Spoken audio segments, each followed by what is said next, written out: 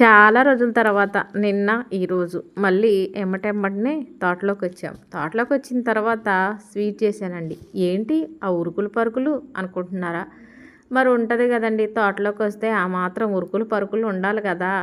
అంటే పనేం లేదులేండి, కలుపు తీయటమో మందు చల్లటమో మందు కొట్టటమో ఇలాంటివి ఏం లేవు. కానీ మా వారికైతే ఉందిలేండి. పత్తి చేలో పత్తి కట్టెలు లాగుతున్నారు, పత్తి తీయటం అయిపోయింది కదా. ఇంకా పత్తి కాటా వేసుకోవడానికి వచ్చారు. వీళ్ళని చూస్తే చాలా అంటే చాలా బాధ అనిపించిందండి. నలుగురు పిల్లలు, ఆ పిల్లలతో ఈ తోటలో ఉండమంటే ఎంత కష్టంగా ఉంటుంది చెప్పండి.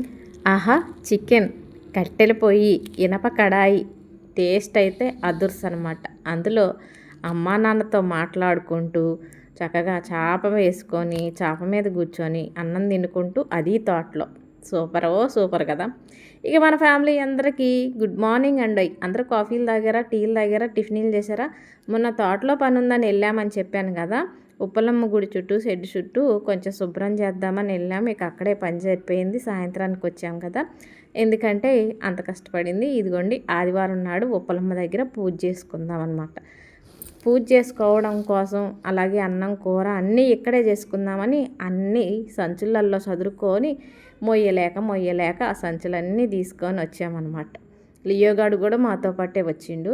ఇక వచ్చి రాగానే మా వారేమో మంచినీళ్ళు తీసుకురావడానికని వెళ్ళారు. నేనేమో పొయ్యి రాజేస్తున్నానండి, పాలు పొంగించడం కోసమని. ఉప్పలమ్మకి పెట్టుకోవాలంటే పాలు పొంగించాలి కదా, అందుకని పాలు పొంగిద్దామని పొయ్యి రాజేసి ఇత్తడి గిన్నెలో పాలు పోసి.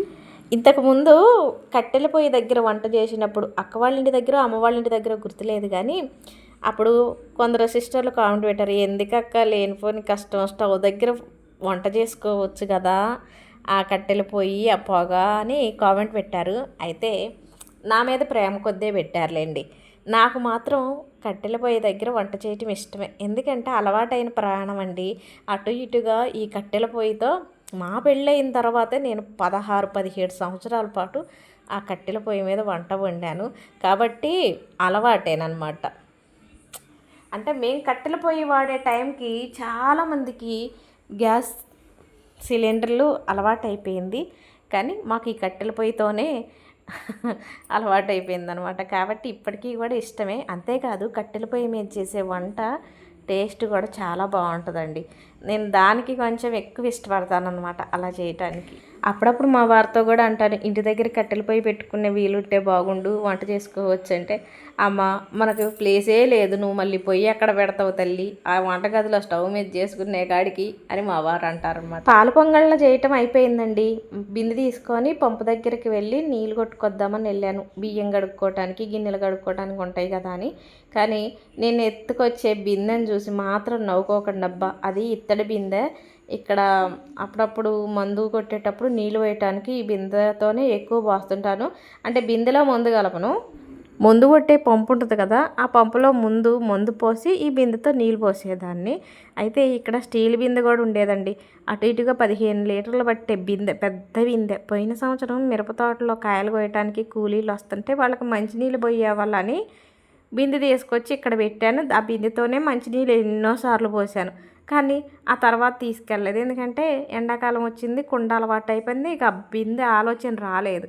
తీరా ఎండాకాలం అయిపోయి వర్షాకాలంలో పత్తి ఇత్తనాలు పెట్టడానికి పోయినప్పుడు చూస్తే బిందె కనపడలేదు. ఎవరో ఎత్తుకెళ్ళిపోయారు, పెద్ద బిందె కదా, ఎత్తుకెళ్ళిపోయారు. చేసేదేం లేదు, ఇంకేం చేస్తాం. మొన్ననే కొత్త బిందె తీసుకొచ్చాము. ఒకప్పుడు మేము ఇక్కడ తోటలో ఉన్నప్పుడు ఏ వస్తువైనా పోవటం అంటే తెలియదండి. ఇక మేము మంజర వెళ్ళిన తర్వాత ఇక్కడ ఏమున్నా ఎత్తుకెళ్ళిపోతున్నారు. మనుషులు లేనప్పుడు చూడటం, వచ్చి ఏదో ఒకటి ఎత్తుకెళ్ళటం. మేము ఈ మధ్యనే కొనుక్కున్నామండి గడ్డపోలుగు, పార, కొడవళ్ళు 4, అలాగే కత్తిపీటలో తోటలో పని ఏంటంటే ఇట్లే ఎప్పుడన్నా వంట చేసుకోవటానికి ఉంటుంది కదా అని కత్తిపీట తీసుకు, అంటే గొడ్డలేమో ఒకసారి పోయింది, గడ్డపొలుగు ఒకసారి పోయింది, కొడవలేమో చక్కగా వచ్చి మా తోటలో ఆ కొడవళ్ళతో గడ్డి కోసుకొని ఆ కొడవళ్ళే పట్టుకెళ్ళిపోయారు. ఆఖరికి రమ్ములు ఉంటాయి తెలుసు కదా, పెద్ద పెద్ద రమ్ములు, మందు కొట్టుకోవటం కోసమని నీళ్ళు పట్టి ఆ రోజు మందు కొట్టడం కుదరక ఇంటికి వెళ్ళాము. తెల్లారి వచ్చి చూస్తే రమ్ము ఎత్తుకెళ్ళిపోయారు. ఇట్లా ప్రతి ఒక్కటి తీసుకెళ్తున్నారు. ఇక వాటితో వాళ్ళు మేడ మీద మేడేస్తారో ఏమో తెలియదు కానీ ఇలా కష్టపడకుండా వచ్చే వాటికి బాగా అలవాటు అయిపోతున్నారండి కొందరు. ఎందుకులేండి, ఇక వాళ్ళ గురించి మాట్లాడుకున్న వేస్ట్ లేండి. కానీ పంపు దగ్గర నుంచి నీళ్ళు తీసుకొచ్చిన తర్వాత బియ్యం కడిగి ఎసర పొయ్యి మీద పెట్టేశాను. నేను ఇదంతా రెడీ చేస్తుండగానే అమ్మా నాన్న వచ్చారండి. మా వారేమో ఒకవైపు పత్తి కట్ట లాగు పత్తి తీయటం అయిపోయింది కదా, ఏదన్నా మొక్కజొన్న పెట్టుకోవటానికి వీలు కుదురుతుందో ఏమో అని చూస్తున్నారు. ఇక అప్పటికి ఏమైద్దో చూడాలిలేండి. కానీ ఇక అమ్మా నాన్నను కూడా రమ్మన్నాం. ఉప్పలమ్మ దగ్గర పాలు పొంగళ్ళు చేసి కోడికి వస్తున్నాం రాండి నాన్న అంటే అమ్మ నాన్న వచ్చారు.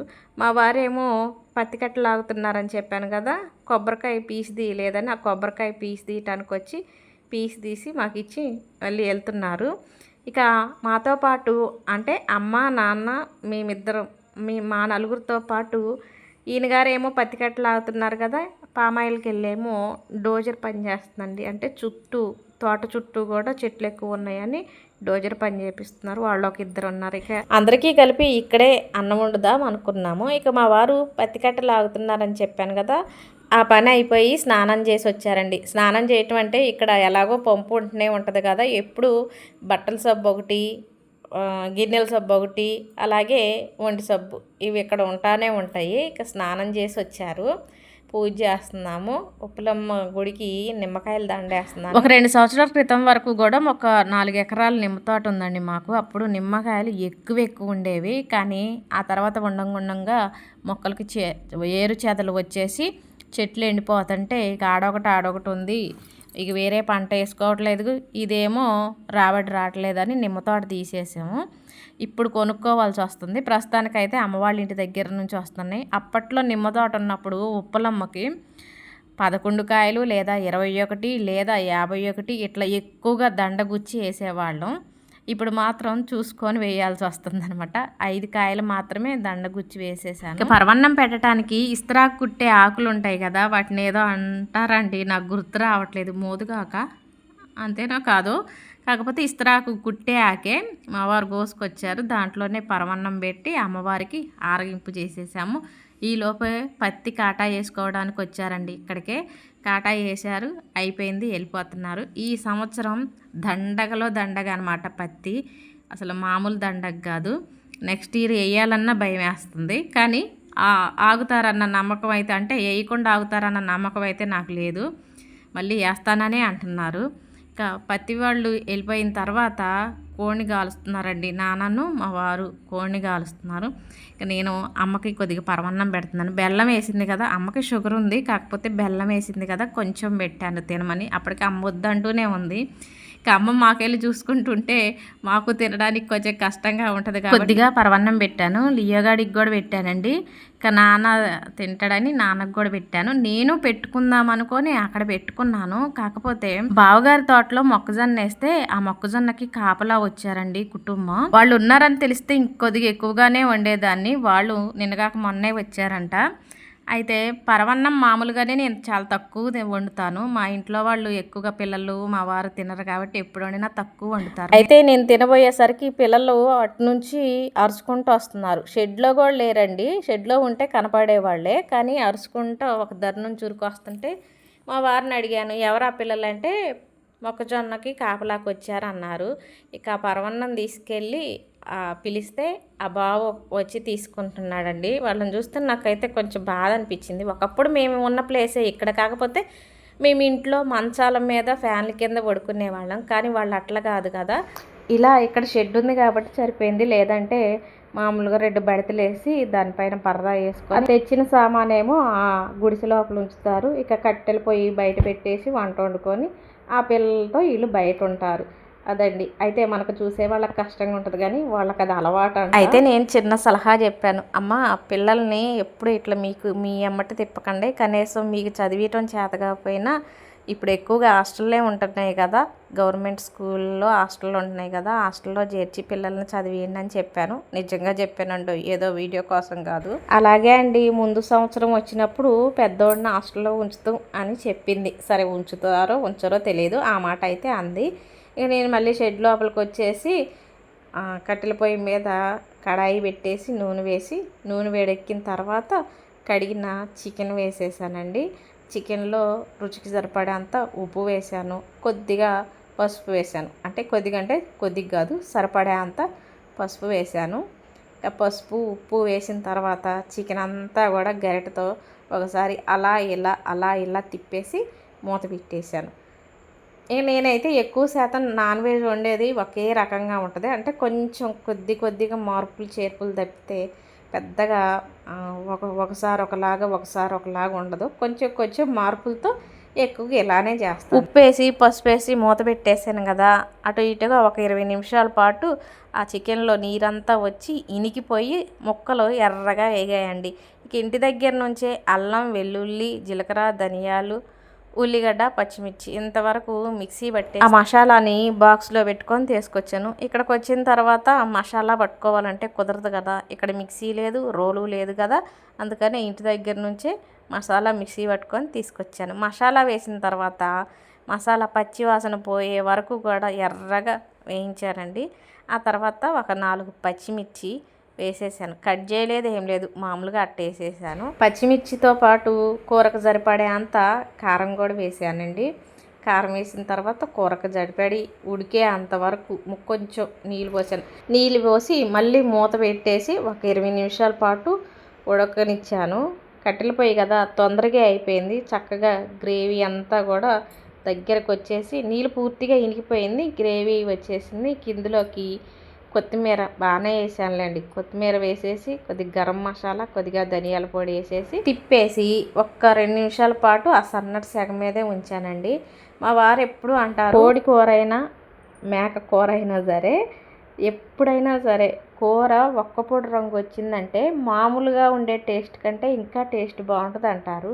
కానీ ఆయనతో ఎప్పుడు నేను చెప్పినా అర్థం కాదు. నేను అంటాను, కట్టెల పొయ్యి ఉండాలి, ఇనప కడాయి ఉండాలి, అప్పుడే ఆ కూరకు ఆ రంగు వచ్చిద్ది. మామూలు పొయ్యి మీద అట్లా కలర్ రాదని నేను అంటాను అనమాట. ఎప్పుడైనా కట్టెల పొయ్యి మీద వండినప్పుడే ఎట్లా వచ్చిద్దండి. నేను చేసినప్పుడు అయితే మామూలుగా స్టవ్ మీద చేసినప్పుడు ఎప్పుడు ఎట్లయితే రాలేదు. కానీ ఈ టేస్ట్ మాత్రం నిజంగా చాలా అంటే చాలా బాగుంటుంది. కూర చేయటం అయిపోయింది. కడాయి కిందకి దింపేసి ముందు ఉప్పలమ్మక పెట్టానండి. అంటే ఉప్పలమ్మక పెట్టుకున్నప్పుడు కోడిని కోస్తే పరవన్నం ముందు దేవుడికి ఎట్లాగా నైవేద్యం పెడతామో, చికెన్ ఉడికిన తర్వాత చికెను అన్నం ఒక ఇస్తర్లో పెట్టి మళ్ళీ అమ్మవారికి పెడతాము. అప్పటి వరకు కూడా కూరలో ఉప్పు చూడం, అక్కడ పెట్టిన తర్వాతే ఉప్పు చూస్తామన్నమాట. ఇక ముందు అమ్మవారికి పెట్టిన తర్వాత మేము పెట్టుకొని తింటున్నాం. ఇందాక ఆ పక్కన మొక్కజొన్న కాపలా కాయటానికి వచ్చారు, వాళ్ళకి పిల్లలు ఉన్నారు. పరవన్నం కొద్దిగా వండాను, తక్కువే పెట్టానని చెప్పాను కదా. అయితే ఇప్పుడు చికెన్ అయితే ఎక్కువగానే వండాను కదా, ఆ పిల్లలకి మేము అన్నం తినేటప్పుడు రమ్మందాం అనుకున్నానండి చికెన్ వండేటప్పుడు. కానీ అప్పుడు మేము చికెన్ వండేటప్పుడు వాళ్ళు కూడా చికెన్ తెచ్చుకొని వండుకున్నారు. అంటే పొయ్యి బయటే ఉంది కదా, కనపడుతూనే ఉంది కాబట్టి వాళ్ళని పిలవలేదు. ఇక మేమే తినేసాము. ఇక మా వారేమో పక్కన డోజర్ పని చేస్తున్నారు, వాళ్ళని పిలిచి రావడానికి వెళ్ళి వాళ్ళు వచ్చేసరికి మేము అన్నం తింటం అయిపోయిందండి. ఇక వాళ్ళతో పాటు మన తోట పక్కనే వేరే తోట వాళ్ళు ఉంటారు. ఈయనకి ఎప్పుడు ఎక్కువగా సహాయంగా ఉంటారు ఏ పనిలోనైనా. వాళ్ళిద్దరు కూడా వచ్చారు. ఇక అందరికీ అన్నం పెట్టేసి ఇదండి నిన్న ఆదివారం అమ్మా నాన్నతో తోటలో వీడియో అయితే మీకు నచ్చింది అనుకుంటున్నాను. నచ్చినట్టయితే లైక్ కొట్టి కొత్తగా చూసేవాళ్ళు సబ్స్క్రైబ్ చేసుకోండి.